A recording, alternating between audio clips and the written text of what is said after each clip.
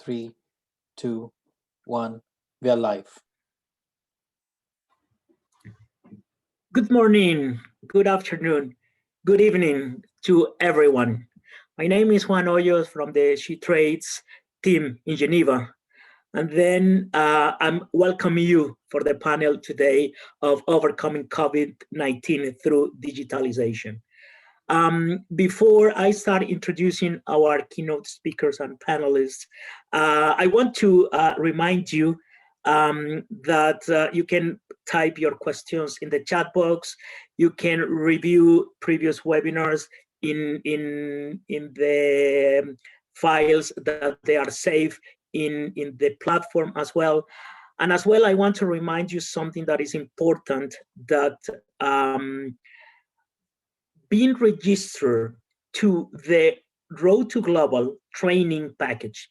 It doesn't mean that you are registered for the SheTrades Global in Dubai as an event. It's a different platform. So remember that if you want to participate in the SheTrades Global event in October, being present or virtual, but you need to register to that event as well. Mira and Kira will put the link as well in the chat box, so you can always go there and register, and then confirm that you want to participate not only in the SheTrades Road to Global training package, but as well to the event itself. So now we have only 1 hour. So let me just start introducing. We have the super pleasure to have today with us Annabelle Sykes from ITC as a keynote speaker and moderator. I will introduce later Annabelle. And then we have Henrietta Asamoah from Google Business Group. We understand that she's been experiencing some problems joining the course. So let's hope she can solve her problems, and then we will have them later. And then we have as well Washu Kihara, a successful women entrepreneur that Annabelle will have the pleasure to introduce to you. Then Annabelle is in charge of the e-commerce development at ITC.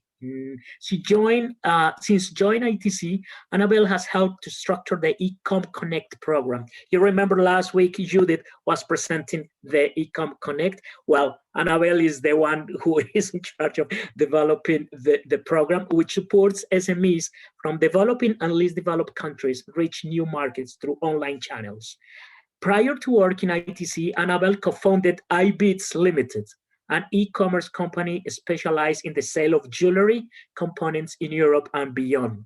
And Annabelle managed and grew the company from over 10 years before it was successfully sold in 2017. And she also founded Maison Gems, an only gem store for high-end jewelry designer. So as you can see, and then let me tell you the last thing is, I worked for several years as a supervisor analyst of Bank of America, Merrill Lynch, and Credit Suisse in London. As you can see, the combination of experience from Annabelle in big corporations, but at the same time, the women-owned business is the right person to tell us how to move in the digital world nowadays. Annabelle, I'm not going to steal more time from you because it's really great to have you here today. I give you the floor, and then let's transfer all the knowledge and skills of you and the panelists to this audience today. Thank you very much for being with us today. Thank you so much, Juan. Good morning, good afternoon, good evening to all of you here today. There's even a prior story to that, where I actually started my career out at the UN way back when. You don't see all the wrinkles, but there's a couple of years of experience in all of that. So by joining ITC, I kind of circled the circle and kind of went back to the roots. And it's really a pleasure to be with you and to share the expertise that I was fortunate enough to gain over all of these years. So I think we've all had enough about hearing about COVID. I wanted to see if you have, I don't think I'm going to be able to see the participants, but I was going to ask you to do a show of hands, where you just to show who's fed up with this COVID and the incredible impact that it's been having on A, talking about it, and then also B, just dealing with the effect that it's having on our lives. So I can't see your hands, but I'm certain that you're all feeling the same way as I am. And so we're going to try not to concentrate too much on that, but really very much more on how it's transformed and accelerated the digitization, and on e-commerce and online channels, and how successful businesses have grabbed these opportunities with two hands to sell better and be more connected with their customers. What I will say is that, we know it has had a devastating impact on small businesses, especially, and even more so on women, not only in a professional capacity, but also on a personal level, where women have taken a lot of the roles of caring for family members and so on. So I wanted to share this little slide here with you about growing pains, because we're going to be talking about transformation. And it's true that this transformation for the last 12 months has really, pulled us and pushed us in lots of different directions, and it's tested us, and it's forced us to be more creative, more imaginative than we may have been in the past, to try new things that we maybe weren't ready to try, and really to just hunker down, during these times. And learning experiences can often be quite painful. In fact, this reminds me of a quote I came across from Jennifer Wright on the female lead, which is a great feed. If you haven't heard of it on LinkedIn, I recommend that you go and see it. And it says, people talk about caterpillars becoming butterflies as though they just go into a cocoon, slap on their wings, and are good to go. But the fact is, caterpillars have to dissolve into a disgusting pile of goo to become butterflies. And so this made me juggle, because transformations are hard. We often have to dissolve into a disgusting pile of goo before we get our wings. And it's actually funny, because when I was writing these notes, when I was writing goo, it got transformed to Google. So I thought that was quite telling for the subject of this particular presentation. So today we're going to be focusing on how the pandemic-induced lockdown has accelerated the digital transformation of businesses across the world. And this is true across Africa, but across Asia, but also in the Americas, in Europe. Small businesses everywhere have had to change the way that they do businesses, or do it differently. And of course, this is a transformation that was already underway, but it's definitely gone a lot quicker than people were forecasting. And in fact, we have a global survey of executives that was done by McKinsey last year, and that looked at the digitization of businesses. And what they saw was that it accelerated by 3 to 4 years. And what they were looking at here was the interaction that these businesses were having with their customers, but also looking at their supply chains and looking at their internal operations.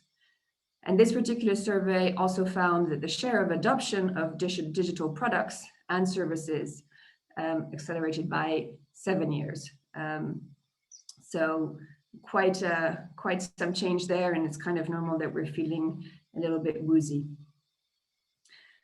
In our discussions today, we'll be looking at and highlighting how women have demonstrated incredible resilience and innovation, and how they've used digital tools to keep in touch with their customers and to continue to make those all-important sales. So just a few more words on the scale of the digital transformation. On this chart, what you see here are the average monthly visits of 2,000 of the world's most visited e-commerce websites across many categories, and it's from the beginning of 2019 to June 2020. And what it shows is that is the number of visits in billions. And what we see is that over the course of the 18 months, it went from 13.87 billion to 21.96 billion. So a huge increase, even though the line, it doesn't look like it's going that much higher because we're talking about numbers so large. It's just a phenomenal increase. And I want to highlight that this is not just something that is limited to B2C companies, so businesses selling to consumers. The B2B sector is also going through a monumental transformation. Until now, they were quite happy to ignore digital, continuing to sell in the way that they were used to, having those one-on-one buyer relations, and staying offline. So obviously some did, and we all know about the huge success of Alibaba, but many businesses just chose to somewhat ignore the digital world. But we saw with what happened last year, all the trade fairs shut, and businesses were forced to engage with large buyers in a completely new way and significantly improve their online presence. So now this is across the scale, whether you're selling to customers, whether you're selling to businesses, having a digital presence is just vital. And for the less digitally mature businesses, what we saw is that what was the most obvious and the easiest thing to do was to reach for the technology that was free and that was relatively easy to use. And one of those, as we know, is social media. So where businesses didn't already have an online presence, setting up social media accounts, creating WhatsApp for business accounts was one of the only way that they were able to still stay connected with their customers and talk about what was happening in their business. And this reminds me of a conversation that we had not too long ago. If some of you may know of our platform ecomconnect.org, on which we often showcase some of our the entrepreneurs that we've been in touch with, and we interviewed Rose Osok, who's the founder of Mums in Business Association based in Kenya. And she really depicted what happened for her, and I think what was very representative of what happened across the board. And essentially, she describes how she had to transfer all of her services. So these were services to mum entrepreneurs that were happening physically before the lockdown, and she had to transfer everything to online channels. And online channels often sounds like very nice, but it doesn't. We don't always know what it refers to. But here it was just getting them on WhatsApp, being able to contact with them, and organize support for these mums, and helping them also make that transition. And so that meant creating WhatsApp groups, exchanging, supporting each other, trying to find customers for the stock that they had, and just trying to continue to make those very important sales during that time. So that was very representative of how these tools were used in a very effective way, just to, especially at the beginning, just to continue to deal with the sudden closure of businesses and of physical contact. According to an article in later.com, at the beginning of lockdown, we saw Facebook and Instagram, which saw a 40% increase in usage. So this kind of shows how much. I mean, these are platforms again that already had a huge amount of traffic. So you can imagine 40% on that amount of traffic is quite phenomenal. And with views for Instagram Live and Facebook Live doubling in 1 week. So everybody migrated to these platforms, in order to survive and to stay connected. And they propose 5 recommendations on how to communicate on social media during a crisis, which I think are still valid today. So the first one is listen and acknowledge. So here the idea is not to pretend that everything is normal, to acknowledge that the situation is what it is, and its hardships, and really be as authentic as possible. And although this is relevant for, clearly the beginning of the lockdown, I think it's something that's still incredibly relevant today.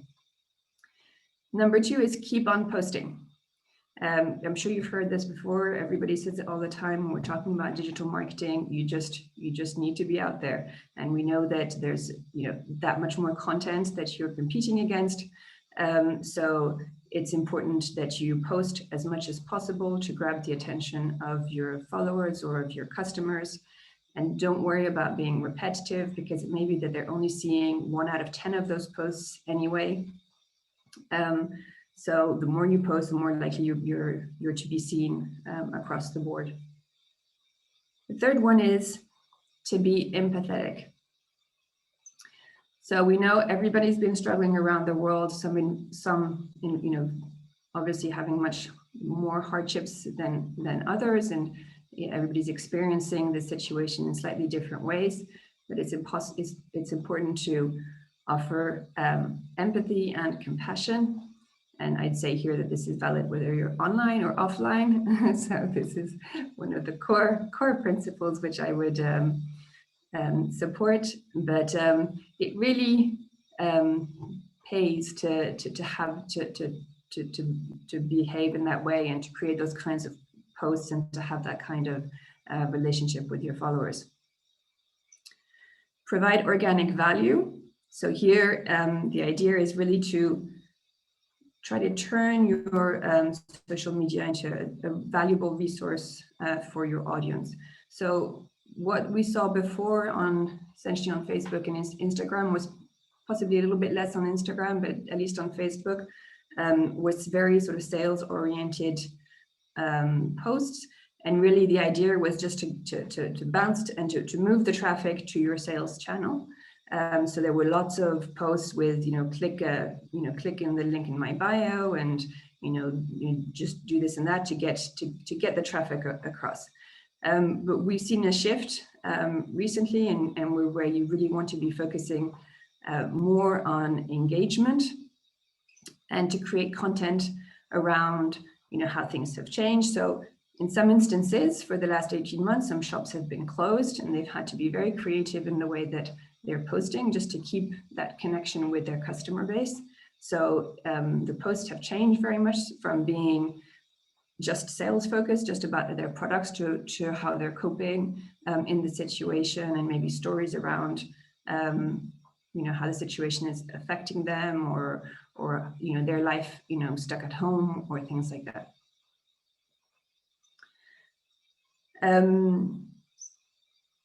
And I think all of these, and then the last one, sorry, is asking for help. If you're struggling, it's okay to lean on your community. And this sometimes, that's a bit counterintuitive, but that's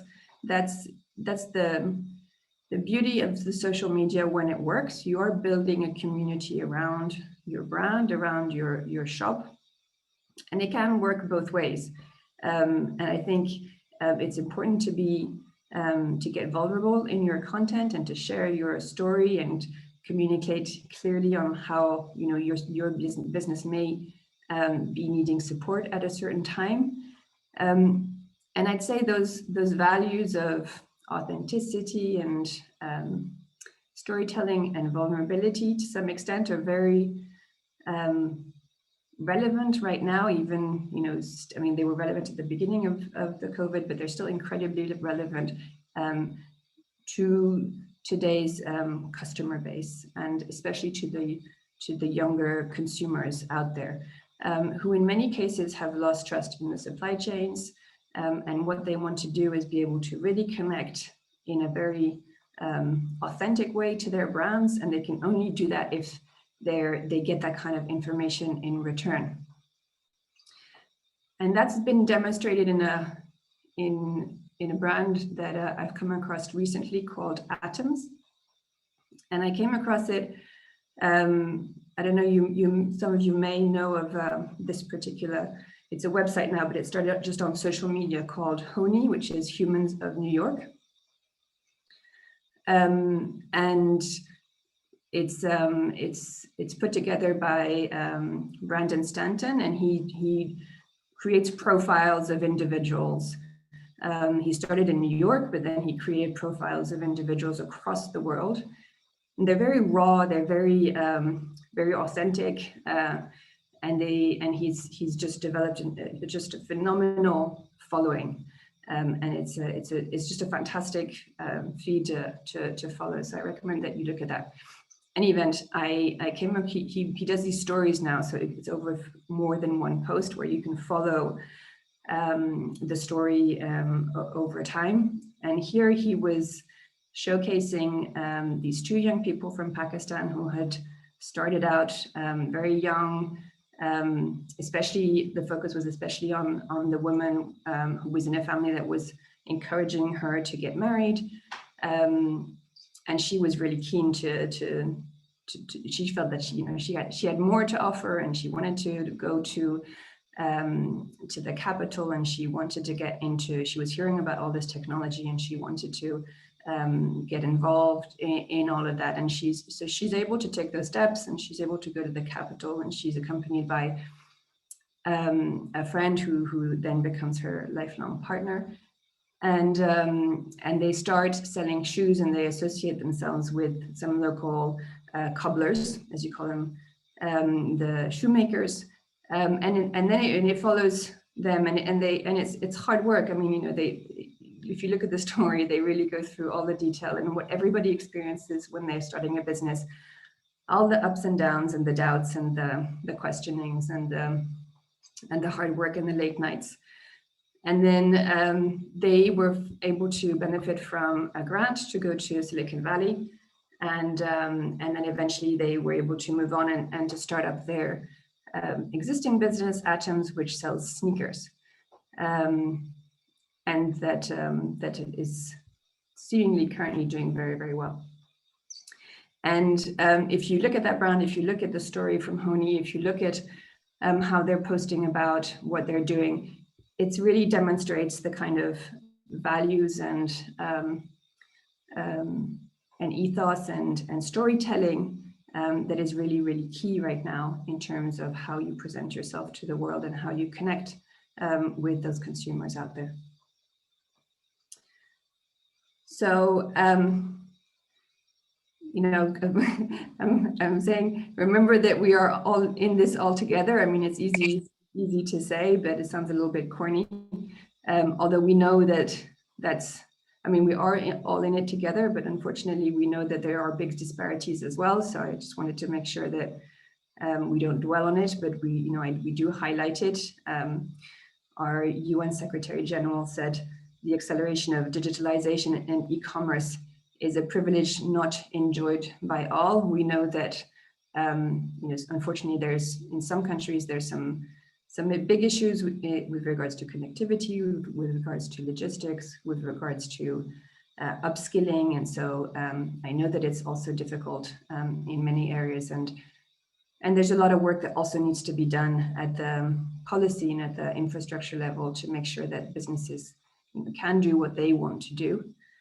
But from an SME perspective, it's really important to celebrate the wins. Often we don't do that. We just, especially when we're entrepreneurs, and we're always kind of firefighting, always looking at what doesn't work as opposed to what does work and what has been achieved. So whatever milestone you want to keep, whether it's at the end of the year or whether it's the anniversary of when you started out, or anything that makes sense for you, sit down, take a day to take stock and to see everything that you've done and you've managed, and all the great work and the resilience that you've demonstrated. And then, of course, we need to build on those achievements. So some of what I've been talking about was very much kind of knee-jerk reactions, sort of responding to a situation that changed very quickly, and we saw this sort of somewhat quantum leap into this future world that we have now. And now it's important to consolidate that and to continue to plug at that transformation, and to improve your digital presence. If you only, going from social media only, or possibly to having your own website. If you have an own website, maybe going to multiple online channels. And to go back to my earlier analogy, I'm sure we'll all get our wings soon enough. So that's my little introductory presentation to you. I was going to hand the floor over to Ms. Henrietta Asamoah, who's the GBG Accra lead, but I'm not sure she has joined us yet, so maybe we'll see. Yes, she's here. Oh, yeah. fabulous. So I'll just introduce you, Henrietta. Okay. And then I'll hand it over to you. Okay. So, and welcome. Super pleased you could make it. Thank you. So Henrietta is a computer engineer. And so she's the real deal. This is hardcore tech. She's the Google Business Group. So that's GBG, Google Business Group Accra lead. And GBG is a nonprofit community of business professionals. They share knowledge about Google products and web technologies to assist business owners, startups, and young professionals succeed in their work.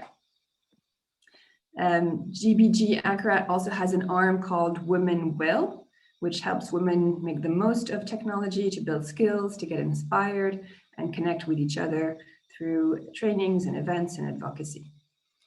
Henrietta doubles, because we all have multiple hats as women, as we know, and she doubles up as a solutions architect at Vodafone, where she develops technology products for the telecommunication company.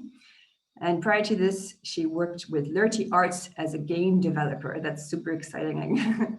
I hope you can tell us a bit more about that, where she developed games and different kinds of kids animation. And Henrietta aspires to empower and help people through creative inventions and play and influential role in the tech industry. Play is so important, especially today, more so than ever. So on this note, I hand over to you. Thank you so much, Bill Arnett. To begin with, I would like to say thank you so much for the opportunity to speak to your cohorts of young women who own businesses. So I'd like to talk a bit about GBG and what we do. So in Accra, we have a number of women-owned businesses. So actually, Ghana was named as the country with the highest number of women-owned businesses worldwide, with Uganda being third. So it's quite interesting. We have about 31 million people, and a greater chunk of these people are women who own businesses and are actually doing a lot for themselves, which is quite impressive. And I'd like to touch a bit about that. Then we go into overcoming COVID-19 through digitalization. So here in Accra, we have, with COVID happening, we've had to adjust with running a lot of our businesses online. Initially, the traditional Ghanaian would rather go to the market, do some shopping in the markets. We actually have really, really huge markets. We have the KJTR market in Kumasi. We have Makola in Accra. These are huge, huge markets. If you ever come to Accra and you mention Makola, we know that is the market where we have so many women, hundreds of thousands of women with businesses in these markets. So if you ever come to Accra, just say Makola or KJTR, you'll be directed there. So now with COVID coming in, we've had to adjust. Traditionally, you'd go to the market to say, buy any of these products you want. It could be grocery shop, you want some tomato here and there, or food stuff, or clothing, or artifacts. It could be beads, it could be artwork. You'd go to these markets and get them. But we came into an era, a new normal, where we don't have the opportunity to be in the same space with so many people. Now we had to incorporate social distancing, reduce contact, human contact as much as possible. So a lot of these women-owned businesses have had to adjust to this new normal. And I want to take us to a few of the things that some of these women have actually, some of the steps they've actually taken to still be in business in the COVID era and still excel or succeed and still make money, like most of them would do actually. So I'll talk about digital marketing. In Ghana, it's become a thing now to want to put your market online. And digital marketing is not only having a website or any of those. People are using the power of social media a lot now. So most of these businesses you'd find on Instagram, you'd find on WhatsApp Business, you'd find on Facebook, or you'd find on Twitter. So a lot of these women are now employing or using some of these avenues to promote their businesses one way or the other. So yeah, I'd want to go straight into overcoming COVID-19 through digitalization, if that's okay. I'll just go through So now I'll talk about the culture of work. Personally, Ghana experienced COVID-19 the most in March of 2020. That was when we recorded our first few cases. And as a company, I'll talk about Vodafone Ghana, we've had to adjust. Nobody saw this coming in 2019. Nobody expected that in 2020, there will be a whole pandemic that will hit the world really, really hard. So majority of us had to act really fast and think off our feet. So as a company, the good thing is we were somewhat prepared, not entirely prepared, but we had the culture of, okay, in a month, you could take 2 days to work from home. So we would use VPNs to work from home. So every 2 times in a month, you had that opportunity. And to say it's really, really been beneficial and very crucial in these times that we are in. So the culture of work has definitely changed. We are actually fighting a war, whether we like it or not. The pandemic is a war. And our only hope right now is digitalization, one way or the other. So I, for once, I've been working from home for over a year. 2 years ago, this would have been unthought of or unbelievable that you could actually work from home for a whole year. So work from home, what's the culture now? Yes, it's come to stay.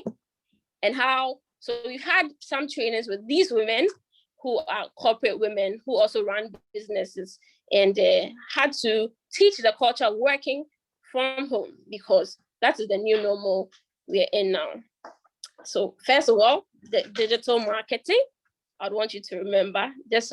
My content may be a bit technical. I'll try to make it as a little less technical.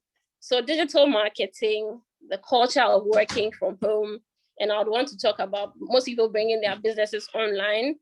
I'll talk about digital entertainment. I'll talk about chat robots, the use of some of these robots now in this era we are in, and how all these digital tools are being used to overcome COVID, okay? So now, I know that if you can't explain something to a 6-year-old, then you don't understand it enough. So I'll talk, what is digitalization? When we say digitalization, we talk about it all the time. What are we talking about? Digitalization is basically, back in the medieval years, you'd probably write a note, give it to an owl or some bird to transfer, or maybe pass it to some horse to transfer to a city. But now we have various ways we communicate via text and so many other ways. But how do these things happen? These things have to be converted into what? Data. So you send a text, in Ghana, I'm communicating with Annabelle from another part of the world, and this has to be converted into data or binary numbers. And I just to point out, this is the Middle Ages in my lifetime, because I actually remember the first email, and I remember a life before social media and before the internet. So this is like digital like timelines. Exactly. So now we find ourselves in a very difficult or challenging times, and digitalization has really helped us to overcome whatever it is we are all going through. I'll talk about AI, artificial intelligence, for instance.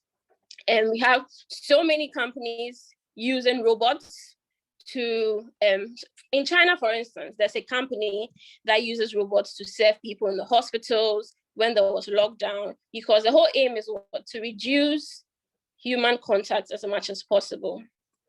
People with bigger businesses can afford a robot, and but not, well, for smaller businesses, that would be a bit of an overstretch. But to curb what we are in right now, most people have employed the use of robots. And in Korea, for instance, they have these sanitizing robots that would sanitize a bus station, because these are very infection-prone areas. Most people would pick the bus, go to work, some of these train stations, and then they are using some of these robots to help sanitize these areas. And that's one way digitalization is helping combat and overcome COVID. So I'll leave it here. I know you'd have so many questions, and I'll talk a bit more about some of the content I have. I'll take a few of the other questions. And if Annabelle has some questions to ask as well, I'll take them. And if other people have questions as well, I'll take them. Then I go through a few of the other content I have to share as well. Thank you. Thank you, Henrietta, for this wealth of information. And like you say, it's so important to break it down, because I really find that within the digital kind of arena, it's a little bit like, again, like the ancient world, you know, with doctors, where they used to hide behind very complex terms just to kind of showcase their expertise. But actually some, when they were talking about a medicine, actually it was just a normal plant, but they would hide behind a complicated vocabulary. And I think it's really helpful to break this down for everyone. So thank you for that. And yes, we'll definitely have more times and more questions in a minute. I'll step in now to introduce the third panelist, Wachu. So I don't see you here, but I'm sure you're somewhere. So Wachu is the owner of the enterprise so I don't know if I'm pronouncing this correctly. Hello, there you are. Kangadelic, which is a sustainable fashion clothing line that uses kanga. So you need to explain that to me, because that's all new, all these different fabrics that you have in Africa, and I love it. It's super interesting. You were always interested in fashion, and you studied at Polimoda, so that's super exciting. That's a big university in Italy.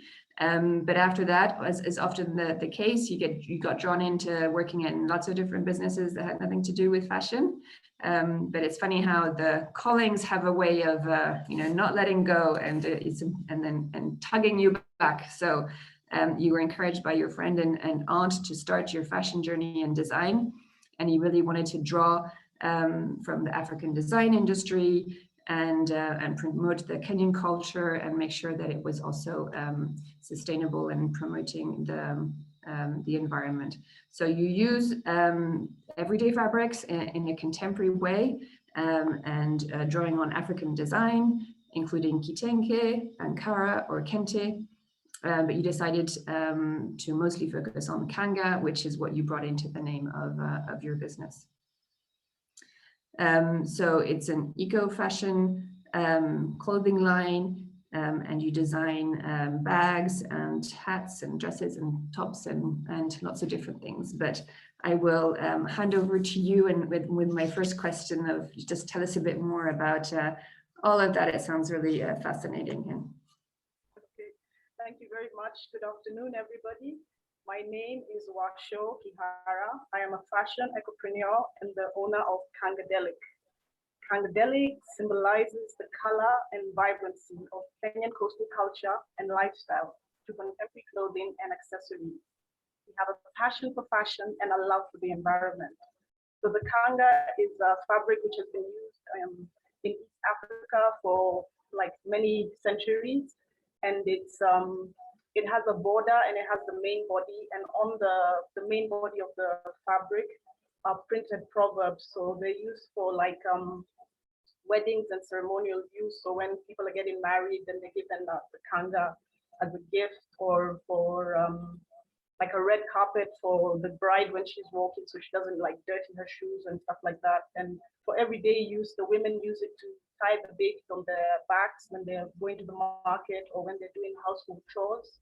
So we like this fabric because it's steeped in history, and we're history fans. So we chose the kanga, and it comes in different vibrant colors. So hence the name Kangadelic, because from the 70s there was a psychedelic, you know, the bright colors and everything. So the kanga has now evolved into having those like bright, vibrant colors. So during the COVID pandemic last year, we have been making face masks. So with the Kenya Fashion Council, they provided their members with the patterns on how to do the face masks. And a friend of mine in New York, who I met when we were in school together, and then I met her again when we went for New York Now in 2016. So we had talked and asked and talked about her marketing Kangadelic products, but the opportunity didn't come until the pandemic came in 2020, and she asked if we had our masks on eBay. We were given an eBay store by SheTrades. We've been members since 2016. So in 2018, they gave 50 women entrepreneurs an eBay store. We listed our clothing products and stuff, but it didn't do too well, so we just put it on the back burner. And then 2020, my friend asked me, do you have your master on eBay? And I said, no. Then I reached out to Fabian, who had helped us initially. So we used to have one-on-one coaching sessions with him, and we've been doing that over the last year. So in July, we listed our masks on eBay, and we're very excited, and like we got all these orders from the US and all over the world. And so we're using the Kenyan postal system and sending them out. In the beginning, we weren't covering the cost of the postage. The masks were cheaper than the postage. So we've been working out how to make it sustainable and profit worthy with Fabian. So then when I talked to the Kenya Post Office, and they said, oh no, we don't have international flights, maybe in August. And then August came and they're like, oh no, we're not even sure. So then since I have an e-commerce account, again, thanks to ITC SheTrades with DHL, we talked with Fabian and decided why not just ship like batches of 100 masks at a time. And then from there on, I talked to my friend in New York, and she sends them out with USPS. So we've gone around that. And then also with we've been using PayPal for payments. We've had a few up and down and hitches there. I think I'm probably on my like third account, closing all the others, but now it seems to be working okay. We got a limitation on our account for about 2 months. So we provided the documentation. There was a bit of a struggle getting the right documents that they will accept, and they accepted. And yeah, so in the meantime, we were using my friend's PayPal account in US, and we still are. So yeah, and then we've had lots of training with SheTrades Commonwealth, of which we are members, and that includes 4 countries: Kenya, Ghana, Bangladesh, and Nigeria. So we've had lots of webinars and training, one-on-one coaching, like social media marketing, digital marketing, how to pivot. And so, yeah, that has really helped us. And also posting engaging content.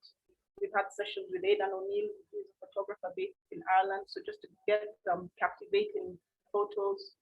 And also Ram Studio have been a really great help on digital marketing, social media strategy, how to post and what to post. And it's not just about products. So we've gotten quite a number of clients of social media, Instagram especially, and Facebook. And we're still selling our masks. I think the 7th batch just got to New York last night. So we're listing them on eBay, and we have repeat clients. So yeah, we're very happy about that. It's amazing, Wachu. Thank you for that. I think it really showcases exactly, kind of in a nutshell, the entrepreneur story. I mean, for one, some things you start and you think that they're not going to work, or you think that it was a waste of time and you kind of put them aside, but actually, you know, you realize it's just waiting for that spark. But because you started them, because you did that initial step, when the opportunity arrives, then you're able to you know, monetize it straight up. If you hadn't created that account on eBay, then you wouldn't. Then it would have been a lot harder. So I think that's an important takeaway. And then I'd say the second one is, you know, it's trial and error. however you want to put it. And, you know, we really try at ITC to be like it's not, I was told about this expression recently about, you know, you must have heard about helicopter parenting. Apparently now parents are, they're lawnmower, so they're completely like smoothing the path in front of their parents. So this is ITC, you know, we're trying to be the lawnmowers for you guys and make it as simple as possible. But the fact of the matter is that it's really only when you're going to go and give it a go and try to send those parcels and come across issues with the payment providers that you figure it out and that you can find solutions and that you find, and this is the case. I mean, things are a lot harder for businesses in countries like Kenya and everywhere, but I went through exactly the same thing with my business in the UK. At the beginning, we didn't have PayPal because it was just US, and then they started rolling it across Europe. And they're a US company. They don't get what things are like in Europe. They don't understand different currencies. They don't understand different languages. You know, they didn't get it. So and they have no customer service, and it's impossible to get hold of them. And I had my accounts blocked, and it's a headache. But you know, that's what it's like running a business. So you just have to, you know, be resilient, and this is really what this is about. And you know, pick yourself up and keep going, and eventually it does get better. At some point, you know, you do have the systems in place, and you have your processes in place, and you know how much, you know, you figured out the better way to manage your stock, the better way to ship it, the better way to get your payments. And you know, it's what we talk often about in e-commerce and digital marketing is optimize. And with optimizing, it's just we're trying to better what we have. So we start with the system, and it's probably not that good, and we're probably selling at a loss. Now we really try to avoid that happening, especially we know our businesses, you know, have very thin cash flows, and that's not what we want to do. But often that's what happens, and then you have to tweak and tweak and tweak until you get that sort of magic formula. So thank you for that. I'll just ask you one question, and then to start the discussion. Amongst all of these challenges, of which there were many, what was the one that you would say was the hardest, and how did you overcome it? Yeah, the hardest was the PayPal issue. So yeah, not being able to access the money. You can see it sitting in the account and you can't access it. So yeah, just talking to my friend and saying, can we use your PayPal account until ours is sorted out? And just trying to get the right documentation. So it took a while, but yeah, I think it's all worked out very well. Great. And now that you're in the big world and making all this money on eBay, what's your next what are your next steps, your plans going forward?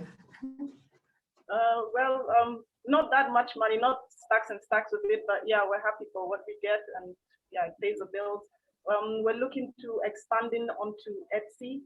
A friend of mine has an Etsy store, and she says it does like way better than eBay. So we have a call with Fabian actually tomorrow to discuss further on how to list on Etsy, and also with the KEPROBA, the Kenya Promotion and Branding Agency. They've given some entrepreneurs a free store on Amazon, but we're yet to go through the training and start listing our products. So yeah, digital is the way to go. Though we have a brick and mortar store, it's just much easier being digital, and your products will sell whether you're awake or asleep, whether you're there or not. And yeah. Great. Yeah, I think, I mean, I don't have the numbers on the top of my head, but I think that, I mean, Etsy saw such a huge surge in traffic from what happened last year. And it was the funny anecdote is, you know, before COVID, people were looking for masks, and when they were looking for masks, they were looking for like Halloween masks, you know, so they had to completely change their algorithms because people were then looking for face masks, and what they wanted was obviously the masks that we're all wearing now. So I think yeah, a lot of people sold them, and I was just pulling your leg about the money. I know that it's still a hard business out there, and there's a lot of learning and a lot of costs. And just out of interest, so did you find that now that you've got this one sort of star product, are you finding that more of your other products are selling on the back of that just you're able to just shift more of your stock as well, or it's still very focused on the masks? For now, we're just doing the masks. We've done some Maasai bracelets, like the beaded bracelets with the Kenyan flag. So that's also picking up traction now. And we've also tried to do some salad servers made from olive wood. We sold a pair, but they occupy a lot of space, like in the package. So the masks are light and they're easy to ship. So depending on the demand, then we will be able to push those other products. But for now, it's mostly the masks. Those are the bulk of the listings on eBay. Okay, great. Thank you. So I'm going to bring Henrietta back into the discussions, and we've heard about Washu's experience, and I know that you're working with a lot of business owners as well. So how has what Washu has described been typical of the challenges of women-owned businesses that you work with, and how does your organization support them? If we still have Henrietta available, but maybe she's taking a little break.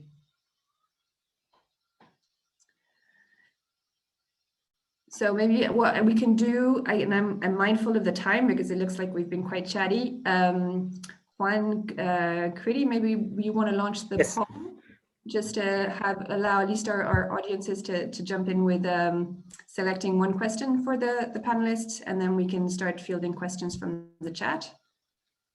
Okay, we already have a few questions from the chat that probably we won't have a lot of time to answer all of them.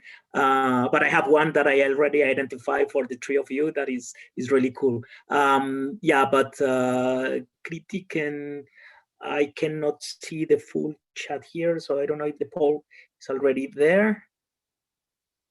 Criti, can you confirm? Because I cannot see. Yeah. Yes, Juan, I think we'll be working on that, but we have the questions here already. Okay. We can start, yeah. Okay, so maybe let's start with one of the questions while we organize the poll, and then to see if Henrietta can join again, because apparently she's connected, but she was not able to answer your question. Anyway, I will launch this question that I like it very much because actually I think it's for the three of you in different perspectives. More Annabelle and Henrietta technically, and probably for Washu in the real life, is like a question from a women-owned business in Nigeria: how to deal with cyber security, and which advices can you give us to ensure secure payments and data protection? And again, Washu, from the real world perspective of a company, and then you technically, and Henrietta as well. Sure. So, I mean, for sure, with this, there's always the light and the dark. I mean, with this growth of the digital has come also a greater risk in terms of cybersecurity, and so it's important to make sure that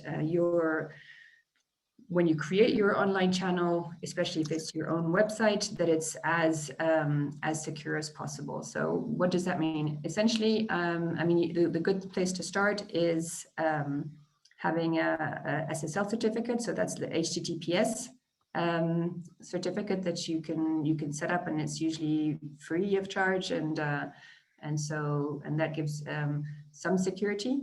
Then you have to make sure that your data is secured. So that will depend on how you're hosting your online platform. So if you're self-hosting, or if you have a Shopify shop, for example, they look after the hosting, so they will deal with that. In terms of data protection, you need to make sure that you have your data protection policy. So that's not from a security standpoint, but it kind of it's a key element that you need to have on your online channels. And then I think that one of the main ways to keep secure is to keep your systems up to date. So I'd say the vast majority of the businesses that we work with WordPress, and if they have a transactional website, they use WooCommerce, and it goes through a lot of updates to deal with the security threats. And often business owners don't do that, or their web developers don't do that. So if you have a web developer, make sure that you ask them to do that, or make sure that it's done, because that's one of the ways that cyber criminals come and accept and get into your system. With regards to payments, if you're using PayPal and it's off of your website, then the responsibility lies with them. With most, from what I know, with most of the systems, it's really only when you have a payment system on your website, which is not something that you would have to begin with, at least, then the onus is not on you, it's on the payment provider. So usually there's little risk at that level. And in terms of the data that normally an e-commerce shop has, we're looking at names and addresses and passwords. We have on our platform, ecomconnect.org, a group which is organized by the Cyber Readiness Institute. Now they're in a nonprofit organization that looks specifically at supporting small businesses, and they have lots of different kinds of training materials and recommendations and tools of what you need to do to make sure that your systems are safe. And it's really just going to the basics, making sure your passwords are complex, that you change them frequently. I don't think any of you are recording credit card numbers or anything like that. But if you are, then you need to make sure that they're secure. But it goes through all of those steps. So I really encourage you to go and check that out there, and there'll be lots of useful material for you to look at. Thank you, Annabelle. I don't know if Henrietta and Washu want to share something. Okay. Yep. Okay. So for cybersecurity, I would want to recommend a few things to help businesses, or some of the things I do at Vodafone, or if you have a business and you think, oh, you could tap some information from this. To begin with, Europe has this global data protection regulation that some countries may not be a part of. So all this says is you only take what's necessary. You only take information from customers. You only take what's necessary. If you don't need their email, you don't go asking for it. If you don't need their phone numbers, you don't go asking for it. You take the minimum information you can use for whatever service you're running. In that way, it's easier to protect your customers or your consumers one way or the other. And for medium or larger corporations, we use more of the VPN. You should not have everybody connecting into your network, because that makes you more vulnerable, exposed to hackers. And now when we talk about hacking, we're usually thinking about somebody behind the computer writing some code. Yes, that is true, but we have something we call social hacking, where people can have just basic conversations with you. Okay, so I need to get into your phone. So I'm asking, if I want to change my password, do you have a fair idea what pattern I could use? Then you maybe say, oh, you could try using your date of birth as your password. That gives the person a fair idea what your password is. So if I pick your phone or I pick your computer, I know that, okay, I know her date of birth. So I know that, okay, if she's suggesting I used my date of birth as my password, she most likely would use her date of birth as her password. And that's how they get into your computer or your phone. So in social conversations, you should be a bit more cautious when you're talking to people, because hacking is not just hardcore behind the computer writing codes. It's also social and as little as a conversation. And with the computers you use at work as well. So at Vodafone, all our ports are locked. So USB ports, you can't take data from your work computer because all the ports are locked. And if you're going to send data via an external email, it should be through your official email account. So we know that we are not compromised on that front.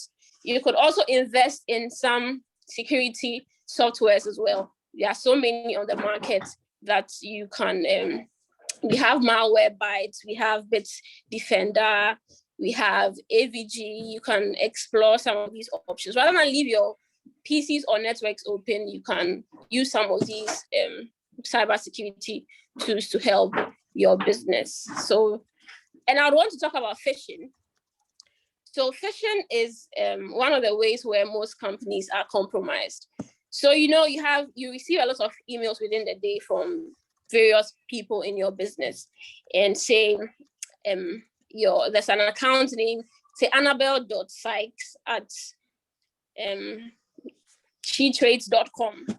But this time, you get an email that says annabelle.sykes at gmail.com. Be very vigilant and observant, because we can create emails, so many emails in a day, and it happens all the time. So just a little observation could save you a lot from your business. If I usually see annabelle.sykes at SheTrades.com, and for the first time, I'm seeing something different. It may be so similar because, of course, people who hack and do all these things are super smart. So you see that, it's Gmail, it's at gmail.com for the first time. It should ring a bell that, no, this is not what I'm used to. Would you want to cross-check with Annabelle if she's sending you some email? And usually these emails would come with links or URLs. And these are the mediums through which they get into your network. So I just need you to click on the link. It could even be on Instagram. You have your business on Instagram or on Twitter or on Facebook. Somebody sends you an email. Oh, I've seen your business here. I really love it here. Or here's a link to view something. You have no idea what it's about. Don't rush into clicking on the link to see what's whoever is sending, because these are the links through which they compromise or get into your computer. So if you ever see any link that you feel this is a bit off, this is a bit strange, it could be an email, it could even have your own name, or it could even have a partner's name, a business partner's name. Just double check a little, just 2 seconds of your time to double check, cross check with the person. You could have a phone call with the person. I'm seeing this email, but for the first time, it's coming at maybe hotmail.com, at gmail.com. But usually I would have your business tag to it. Is this you? Just double check, and don't be quick to tap on links or open links, because that is how you are compromised. So some of these steps could help you bridge the gap in cybersecurity. Thank you. Thank you, Henrietta. You're welcome. Washu, do you want to share a little bit of your point of view in terms of cybersecurity?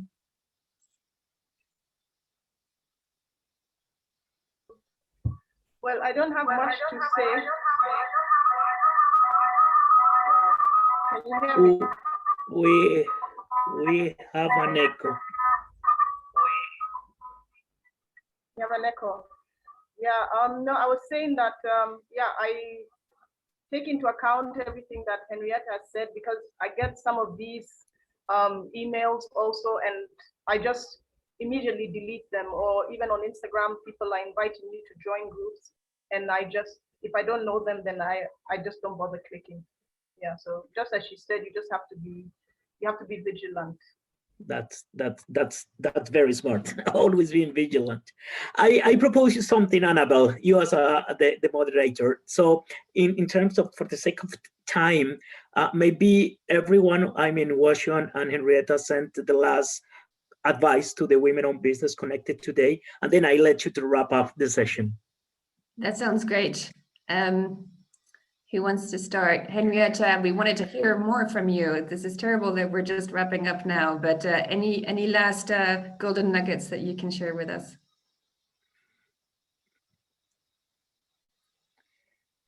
Sorry, I was muted. So any last golden nuggets? So for businesses, we know the era we are in. It's the new normal. Things may not entirely go back to normal. People who didn't used to like online businesses or online shopping are now moving towards it. And it's actually more convenient. Post-COVID, most people would likely still do a lot of online businesses. So it would be important to have an online presence. Some of the tools we provide at Google is Google My Business, where we put in your location, we put in your phone contact, how to reach you, all that. So if I go search Waku's business, I should see where Waku's location is. I should see her phone number. I don't now have to call a friend. Oh, do you know about Waku's business? Can you help me with the phone number? No, all this is available online. And at Google Business Group, we help women start create such online presence. That would really, really help to grow your businesses. So yes, have that online presence, and that should help in the era we are in. Basically that. Thank you so much. And one of my questions was, what's the most useful tool? And for sure, I mean, we know we love and we hate Google.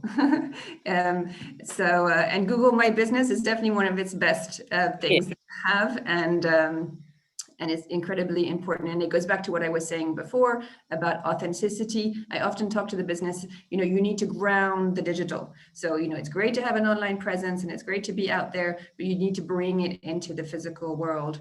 And you do that, one of the ways that you can do that is by Google My Business. Don't hide where you're based. It's important to be very upfront and very authentic about, who you are, where you're coming from, what you stand for. So to you, Washu. Okay, yeah, I agree with Henrietta about Google My Business. I've had like different websites, people setting them up for me, but they just didn't work. But this is just so amazing. I mean, you're on the map, you can copy the map if you need to share it with somebody else. And yeah, just sign up to SheTrades, whoever is not signed up, because I mean, they're just such amazing tools, the SME Trade Academy, all the webinars, all the opportunities you get to go to trade fairs. So yeah, I'd advise ladies, sign up to SheTrades. It's amazing, it'll change your life. Thank you, Washu. And I'm going to be like a bit territorial here, and I'm going to say sign up to ecomconnect.org, where you will have a lot of information about e-commerce and support for your digital transformation. But thank you to all of you. It's been such a pleasure to talk to you today, and to have these conversations. And hopefully you've all, for the participants, you've all come away with some things that you can either implement or act on in the immediate term. And I want to leave you with a quote from the poet Amanda Gorman. You may have heard of her. She was the one who did the inauguration, who recited at the inauguration speech of Joe Biden recently. And she says, "There's always light, if only we're brave enough to see it, if only we're brave enough to be it." So go be lights all over, and all over the world, wherever you are, and wishing you all the best with the hard work that's ahead of you.